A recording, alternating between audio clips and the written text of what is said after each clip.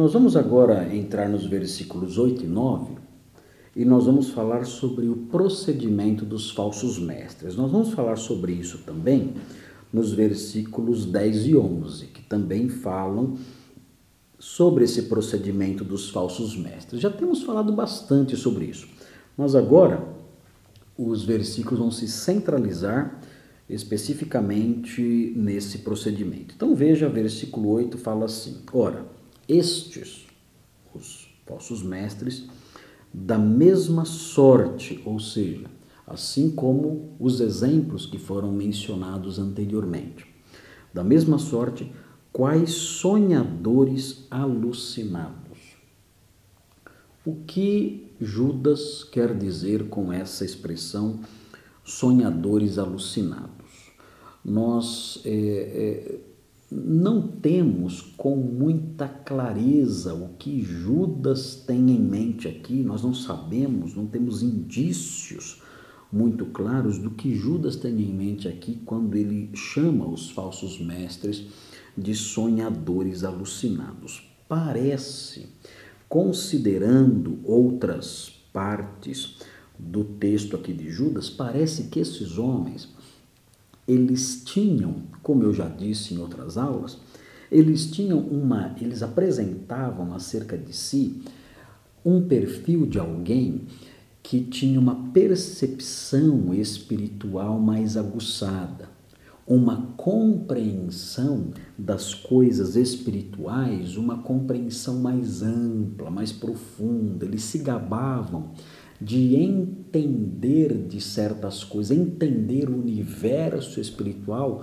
num grau de compreensão que os demais crentes, ali os crentes comuns da igreja, não tinham, um grau de compreensão que só eles detinham. Eles compreendiam a graça de Deus de um modo mais amplo, e agora eles são chamados aqui de sonhadores alucinados, ou seja, parece que esses homens tinham sonhos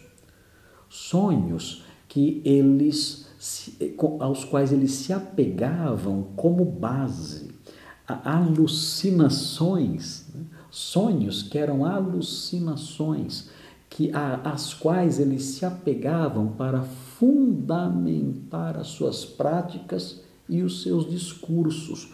Nós vemos muito isso em todas as épocas da história da igreja, inclusive na época atual. Pessoas que, quando querem conquistar em face dos seus ouvintes uma posição de respeito, de admiração, elas dizem que Deus fala com elas de forma especial. E pode ser então que esses homens dissessem essas coisas, afirmando o seguinte: olha, eu tive um sonho nesta noite, nos meus sonhos, nas minhas visões, nas coisas que Deus mostrou para mim, eu aprendi realidades espirituais que vocês ainda não aprenderam. O Senhor falou comigo, ele apareceu para mim em um sonho, anjos apareceram para mim em sonhos, eu tive essas visões noturnas, eu tive essas aparições, fui brindado com essas aparições, com essas visões, com esses sonhos todos, e agora eu posso falar acerca das coisas que eu estou falando com autoridade, eu tenho uma compreensão melhor da estrutura do universo espiritual. E aí ele prossegue dizendo: não só contaminam a carne, aí há uma conexão. Contaminar a carne aqui significa contaminar o corpo, é uma alusão a práticas de sujidades em que a pessoa emprega o seu corpo. Ela tem paixões corporais, ela tem desejos corporais, ela tem impulsos corporais. Todos nós temos isso, mas elas contaminam o corpo, dando espaço, dando rédeas para esses impulsos, essas inclinações. E assim eles contaminam a carne, ou seja, contaminam o próprio corpo por meio dessas práticas imorais que eles realizavam, a exemplo, imitando, seguindo os homens de Sodoma, os anjos de Gênesis 6, sob a interpretação de 1 de Enoque. eles se envolviam com essas coisas todas, contaminavam a carne e faziam isso dizendo, olha, nós podemos fazer isso porque em nossos sonhos, em nossas visões, nas revelações que nós recebemos, nós aprendemos que nós temos uma liberdade especial, nós desfrutamos aí da graça de Deus de maneira diferente. Esses homens, eles criavam toda uma teologia a partir da afirmação de que eles tinham sonhos, que eles tinham visões, que eles tinham revelações. Muito cuidado. Nós percebemos as seitas se comportando assim, nós percebemos igrejas indo nessa direção, seguindo sonhos, pessoas que dizem que Deus revelou, Deus revelou, Deus revelou, quando na verdade elas estão apenas seguindo os seus próprios pensamentos, as imaginações do seu coração corrompido, os desejos da sua mente pecadora, estão seguindo essas coisas, criando mitos, criando fábulas e compartilhando isso como se fosse palavra de Deus, como se fosse revelação de Deus.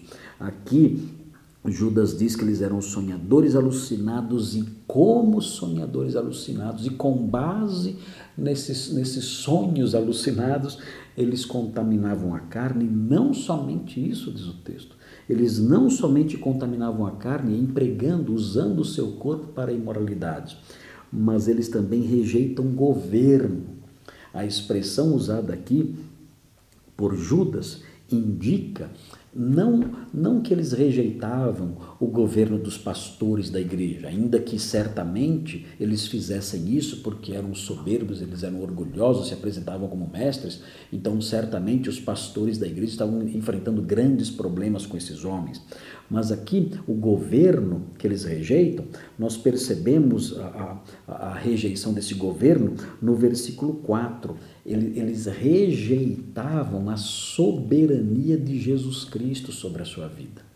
Eles rejeitavam o governo de Cristo, isso à luz do versículo 4 que fala que eles negam o nosso único soberano e Senhor Jesus Cristo. Eles diziam, olha, a nossa vida, nós temos essa vida, a nossa vida em nossas mãos. Nós dirigimos nossa vida como nós bem entendemos. Ninguém determina como devemos nos comportar.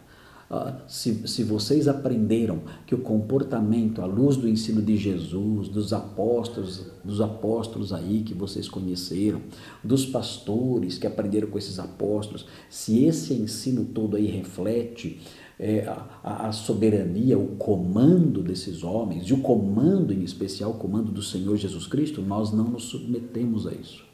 Nós temos os nossos sonhos, nós temos as nossas visões, nós temos as nossas revelações e nós não nos sujeitamos a essas coisas porque nós temos o nosso próprio conhecimento especial de como devemos viver. E o nosso modo de vida, ainda que vocês observem e estranhem o nosso modo de vida, tem a chancela, tem o apoio, tem a aprovação dos céus, porque é um estilo de vida que foi revelado pelo próprio Deus em nossos sonhos. E mais do que isso, eles difamam autoridades superiores. Aí vem a questão, como assim? Eles falavam mal dos reis, falavam mal dos imperadores, falavam mal dos príncipes, dos governantes, dos prefeitos, das autoridades romanas. Como era isso? Como era o falar mal de autoridades superiores, o blasfemar contra autoridades superiores? Será que aqui é um desprezo pelos pastores da igreja que tinham lá, que exerciam autoridade? Será que é um desprezo pelos pais? Não. Judas não tem em mente aqui autoridades humanas. A nossa tradução aponta aqui difamam autoridades superiores e nós imaginamos, a partir dessa tradução, que são autoridades comuns, autoridades políticas ou eclesiásticas. Na verdade, porém, a expressão que Judas usa aqui é uma expressão que se aplica a anjos. Eles difamavam, eles desrespeitavam glórias superiores, seres gloriosos. E que seres gloriosos eram esses? Eles desrespeitavam anjos. Eles dirigiam palavras de provocação, palavras de desrespeito, palavras de afronta contra anjos. E então surge uma pergunta que pode nos deixar intrigados. Que anjos, que tipo de anjos esses homens difamavam, ou provocavam, ou desafiavam? Que tipo de anjos, a que tipo de anjos eles dirigiam palavras más? A que tipo de anjos eles dirigiam ofensas, provocações, se mostravam desrespeitosos? A que tipo de glórias eles faziam isso? Com que tipo de anjos eles tratavam dessa forma? Eram anjos bons ou eram anjos maus? Que tipo de anjos eram alvos de seus ataques, de suas provocações, de seu desrespeito? Muitos pensam, eles atacavam anjos bons, porque nós aprendemos, por exemplo, que os anjos bons, eles trouxeram a lei de Moisés, a tradição judaica, inclusive no discurso de Estevão, em Atos 7, nós aprendemos que a lei foi dada por meio de anjos. Esses homens, talvez, eles falassem mal dos anjos bons, porque os anjos bons, eles eram os mensageiros que tinham entregue a lei a Moisés, e eles eram homens totalmente contrários a qualquer tipo de moralidade, eram totalmente contrários à lei, então falavam mal dos anjos. Pode ser isso, não sabemos. Agora, é bem mais provável que esses homens blasfemassem, atacassem, difamassem, desrespeitassem anjos maus. Porque é mais provável que eles difamassem, atacassem. Difamar não é uma boa palavra, porque não é como você falar mal do anjo mau, e difamá-lo não é como fazer isso. Mas como eles blasfemavam contra os anjos maus, como eles desrespeitavam, como eles dirigiam a esses anjos, ou acerca desses anjos, como eles dirigiam a eles, ou falavam acerca deles, com palavras ofensivas e desrespeitosas, né? Nós acreditamos que eles falavam assim contra anjos maus, porque o exemplo que vem a seguir, no versículo 9, nós vemos o arcanjo Miguel contendendo com um anjo mau. E ao contender com um anjo mau, ele não se atreveu a proferir juízo infamatório contra ele. Então, se nós imaginarmos aqui, percebermos aqui, levarmos em conta aqui, que o versículo 9 mostra o contraste entre o arcanjo Miguel e os falsos mestres, então nós vemos o arcanjo Miguel não pronunciando uma palavra desrespeitosa contra um anjo mau, o diabo. Eles, no entanto, faziam isso. Eles pronunciavam palavras desrespeitosas contra anjos maus. Como será que isso acontecia? Como seria esse comportamento e por que esse comportamento é um comportamento inadequado?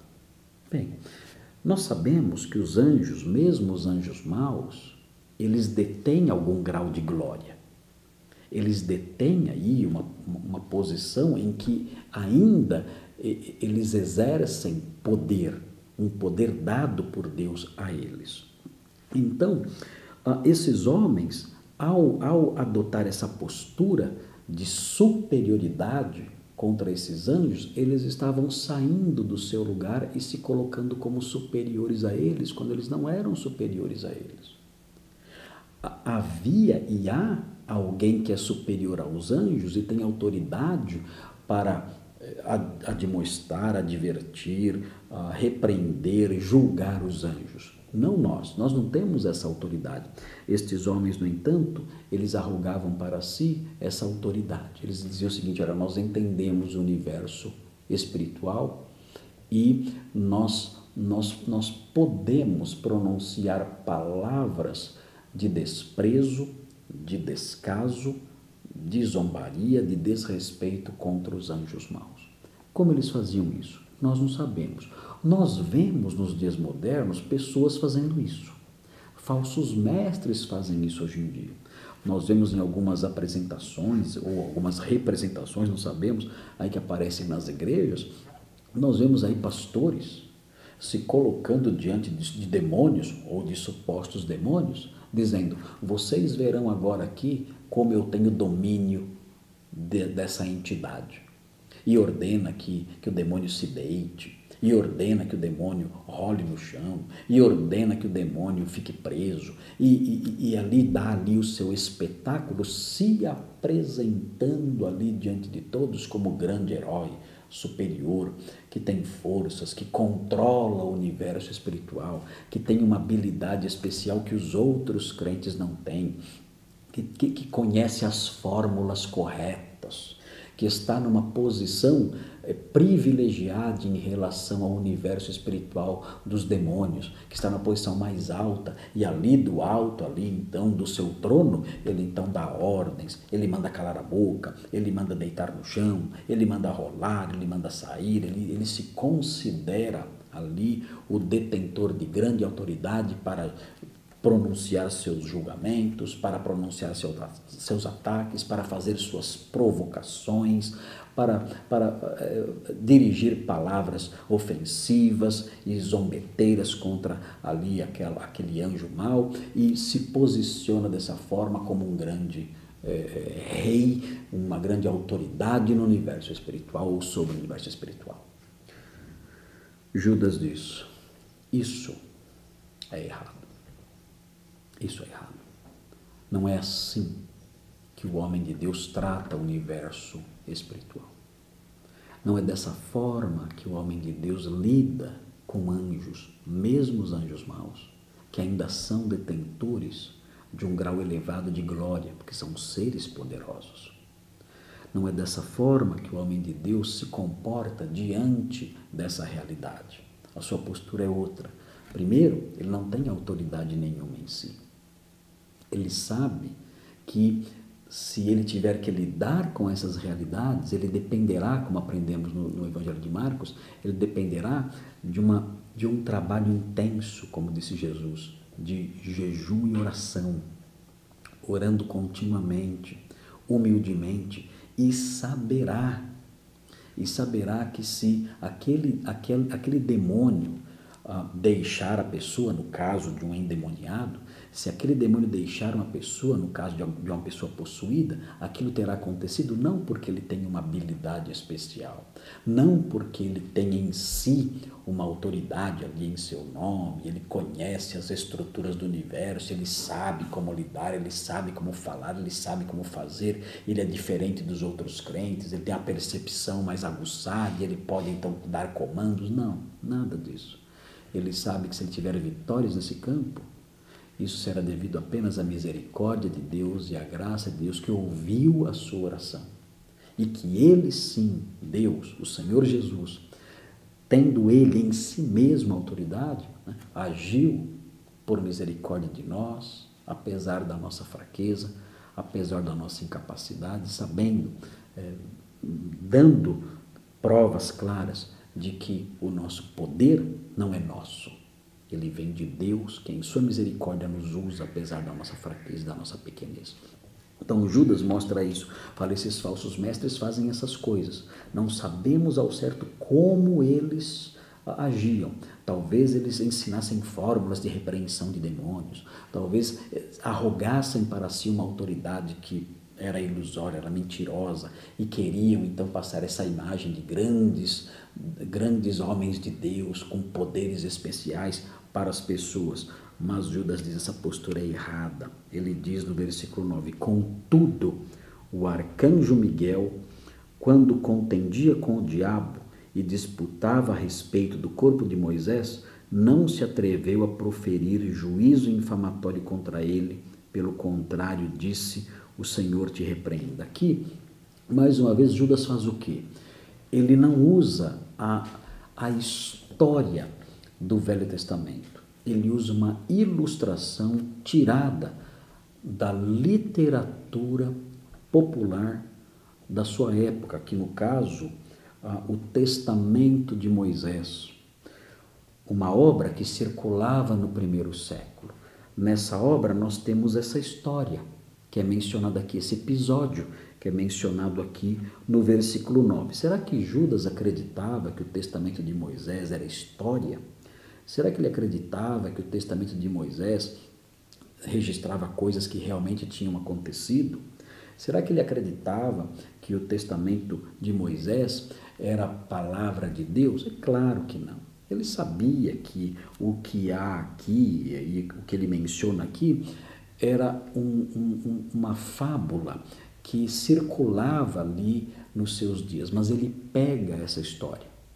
Ele pega essa história com o objetivo de usá-la com fins ilustrativos.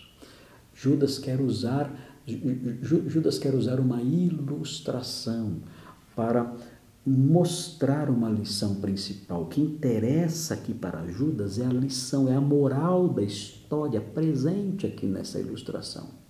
Então ele cita esse episódio do testamento de Moisés. O que acontece no testamento de Moisés? Que história acontece? Que história há no testamento de Moisés? Bem, nós sabemos, a partir da leitura de Deuteronômio, nós aprendemos que o Moisés, ele subiu até o Monte Nebo, ele faleceu ali, e o texto de Deuteronômio fala que ninguém sabe qual é o lugar da sepultura de Moisés. É até curioso, porque o texto de Deuteronômio diz que o Senhor sepultou Moisés, e ninguém sabe onde é o lugar da sua sepultura. É até uma expressão, né, uma afirmação bastante curiosa e única, singular no Antigo Testamento, quando fala que Deus sepultou Moisés. Os judeus dos dias de Judas diziam, olha, Deus sepultou Moisés por meio de anjos. Os anjos então saíram e sepultaram Moisés. Então, a partir daí, o imaginário popular vai se desenvolvendo. Então imaginaram talvez essa história em que o arcanjo Miguel ia sepultar o corpo de Moisés por ordem de Deus, como um instrumento de Deus, como coveiro angélico de Deus para realizar essa tarefa. E o que acontece então? Acontece que o diabo aparece e diz, não, o corpo de Moisés é meu. Mas por que o corpo de Moisés é seu? O que você quer com o corpo de Moisés? Então o diabo responde, olha, o corpo de Moisés é meu porque Moisés é assassino. Moisés matou um egípcio e fugiu. E o corpo de todo assassino é meu. Todo corpo de todo assassino me pertence. Eu quero o corpo de Moisés. Agora você vai imaginar, mas que interesse há, né, ou haveria da parte do diabo no corpo de Moisés? É claro, estamos falando aqui de uma fábula, mas é uma fábula criada pelos homens do primeiro século. É que para os homens do primeiro século, o corpo de alguém é parte da pessoa. Aviltar o corpo de alguém é aviltar a própria pessoa. É por isso que os rituais de sepultamento naqueles dias eram tão bem elaborados, porque os judeus criam na ressurreição dos mortos, e eles então criam que era necessário o corpo sendo parte da pessoa, sendo realmente parte integrante do indivíduo, o corpo deveria ser honrado, lavado, ali enrolado em faixas, colocado numa sepultura. Os judeus não praticavam, por exemplo, a incineração do cadáver, a cremação do cadáver. Um dos grandes temores de um judeu era morrer crucificado. Por quê? Porque o crucificado ele não era sepultado. É por isso que a arqueologia não encontrou só um até hoje, mas não encontra ossos ou covas de pessoas que foram crucificadas. Por quê? As pessoas crucificadas ficavam na cruz até apodrecer.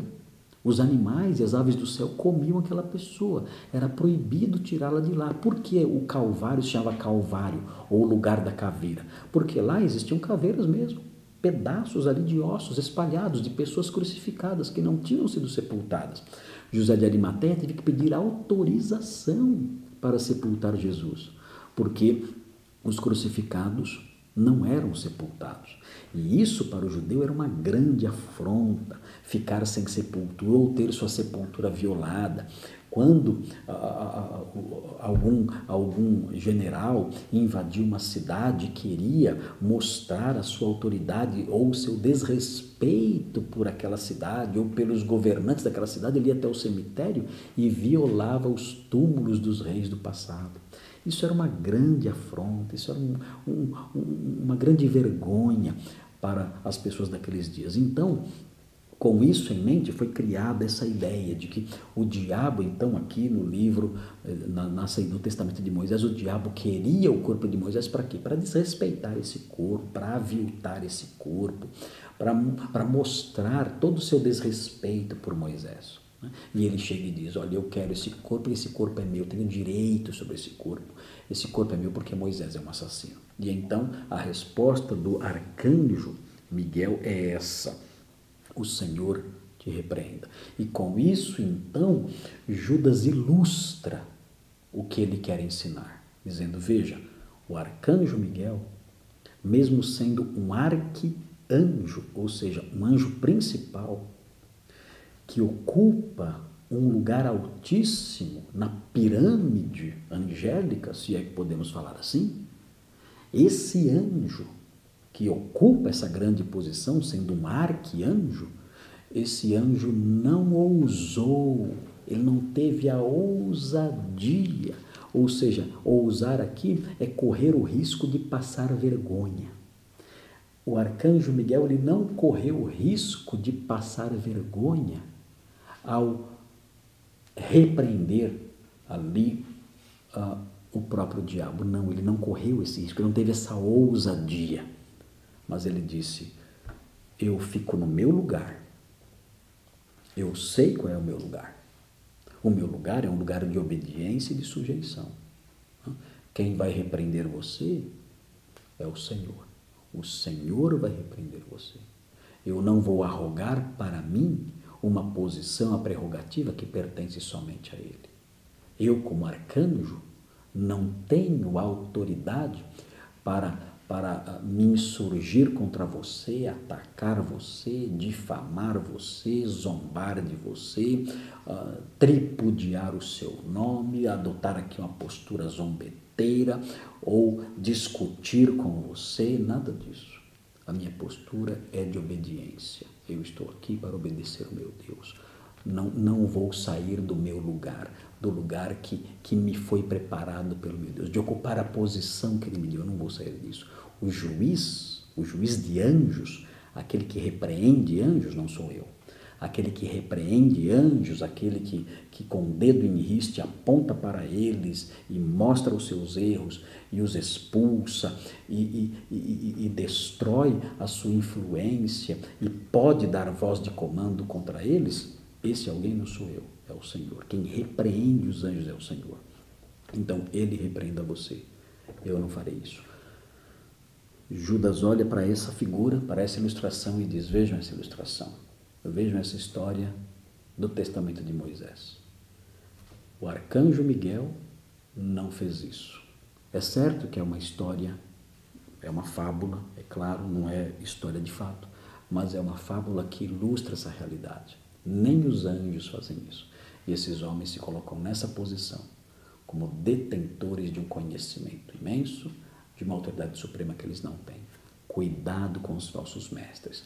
Além de serem imorais, enganadores, soberbos, sonhadores, pessoas que fundamentam as suas práticas horríveis em seus sonhos, em suas visões, pessoas que destroem a graça de Deus, transformando-a em libertinagem completa.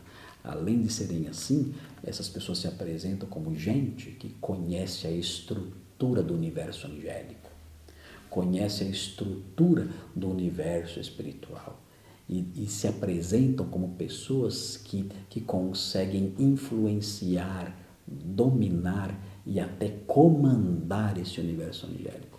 Não acredite nessas pessoas, você, como futuro pastor, ou como pastor que já é, não dê espaço para essas pessoas e previna a sua igreja contra elas.